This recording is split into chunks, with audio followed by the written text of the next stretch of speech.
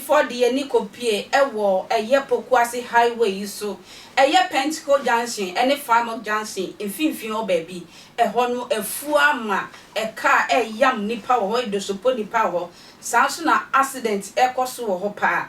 Dano, a ya attention TV for ye, ko baby, I could tramphone, a ya bobo ya drive baby, will load do a ye pure water, and a kay di could dran natch, accident, a see where ye no honor and no day.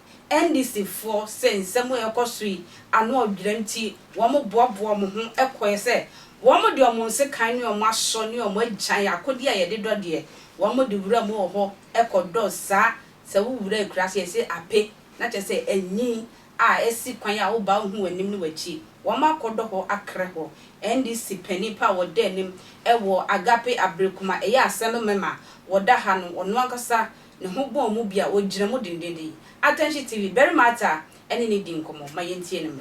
Honorable Assembly member, Agape electoral area, and open Yano. In fact, you share a Jumo Mubo ha, a black and so. Higher Abukuma, a Pokwasi highway now. Ocean Road in the east side, out to say a Uradia, a Buakata Quine, so none of Peno, Oma Madrid say a ja, almost do mine no more, mine who do organize a voice and a party executive. We say. Manager or women see CDB and come and pay honorable Yama good morning deba attention TV. Now in fact more congratulations once again more juma na e dey na show nkran and I say dey na count say anope no mo maybe dey see me dan see chia eti for any atefo na I'm say community at the Agape Pentecostal electoral area. I can't community has a middle of the road. The young issues borders on life. We share a final one saying they are hard into the city. The call for a community. Near Buania, some of these problems are and I see a door a fine nobody they are not speaking also. And the ocean swap, I say, so I told you from July, ABC August, Mamma, Middle Honor, Irano, a possibility. The cast, if you talk more air bar, they are not air, say a month for being one of the accident, but who you study this. And what point we want hard drink. It's in my community leader. You see, the bomb home what they say. At least yes, we make a car in which we get solving some of these problems. Again, no one. The community leader or how did they also? But they are fond of Akuba. Next time, the boy what they say. The back of the album when this will be our baby, will be our Monia. That was what the kind of I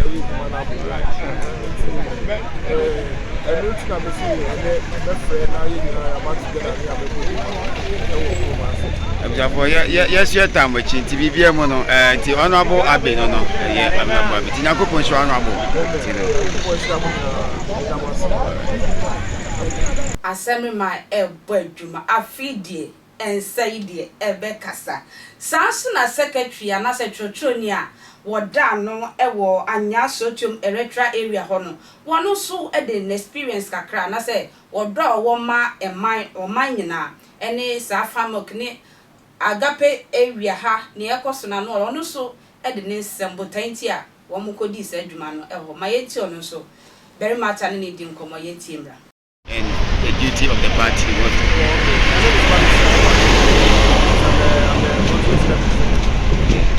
all right. Today we are here to ensure that actually the fact of the issue is that this job is supposed to be done by the leaders. Okay. The MC are supposed to ensure that this place, place is more clear, so that people will be safe. A lot of people live around here. People cross the road every day. Okay. And quite unfortunately, what happens here is that we get a lot of our members who are knocked down by cars. Because the brothers who don't see them. I know. It's quite unfortunate. So we decided that as a incredible political party, we put ourselves together, come on the ground, and make sure we keep Anyaa safe for all the votes. The point here is that we are not going to wait for the incompetent assembly to kill everybody here before we try to solve the problem. So this morning we are here ensuring that the entire place is clear. So the government can try to, the national can cause it, then Ghana can be safe. Alright. So let's be here. We are voting this year. We are going to ensure that we have the incompetent rest for sure this year NDC will come back to power. We are going to make sure that we are going to make sure that we run this country effectively and ensure that every Ghanaian benefits from Ghana. All right, sir. All right, sir. And the almost pioneer mebuinim ranti me krametene tamanka. Mede me hu dram executive for what NDC munyina. Wo munyina sheshe boligane e walenti boot. Wo munyina do monim sem e beto attention TV say. Ye famra na obia NTV. Wo mu so ye nti omumra sisi a. Chama na ubebo di ama e.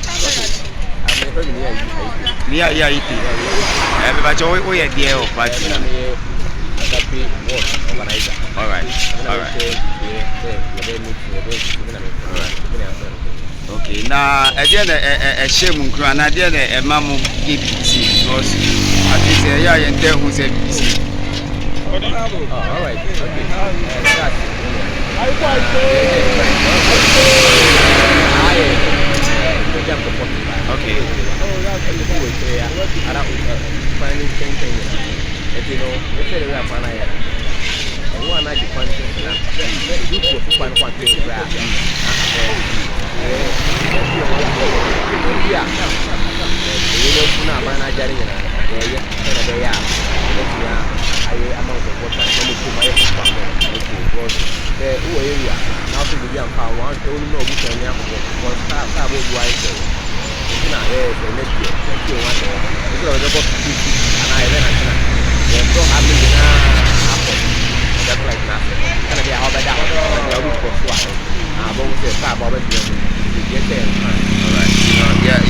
Yeah, better must say you must na moye na mo koso anye na e sheta mo ya go bonso.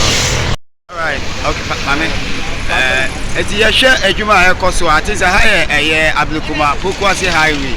Am say kwan na baby a grassroots na ena no me hwe adwuma mo ba in fact e bu adwene ntiase so ade we ye ntehu. But we be say e dey na motivate mo because me did say obi ama mo contract and I say aban panifobia be hu mo say mo nye bibisa e dey na motivate mo am so motivate get say I don't know whether you can allow me to speak. It's allowed. This is Farmer Junction. Okay.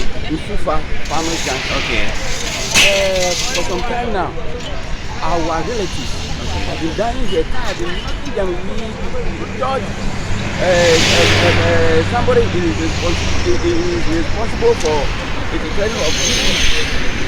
Till now, almost every week, our relatives are dying. From that corner, Super. Super to Farmer Junction. Almost every week.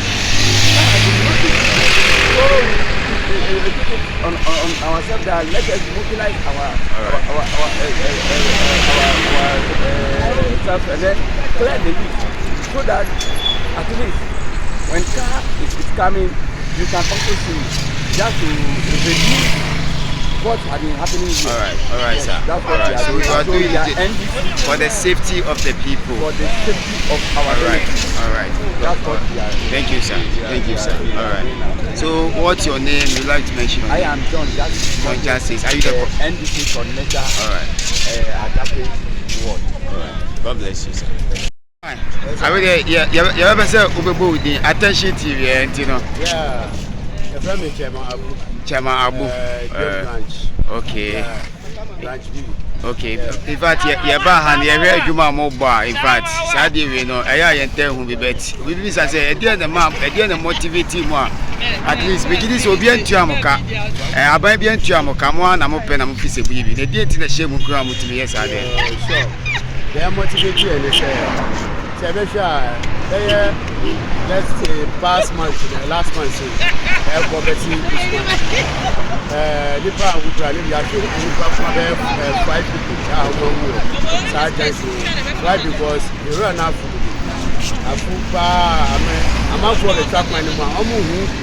I'm a can approach you. And I community. I see a better incident in this. I named that chasm. Say, if you are told me, but you know, one enemy say me, and I'm party with my baby, never true. And routine and again, this is for Yati and Nancy Fonse, Blue Branch, Yati and Nancy Fonse. The bed, now. Okay, there was a form a higher block factory, a farm block factory. I break my Pokwasi highway. Yes, sir. The NDC4 and Oma Common Wabuma, or we see or Senabe, or mining cost or in the year. It's Chama, Yako Punch, and I would know. But your friend is Chama Abu, Blue Branch. All right.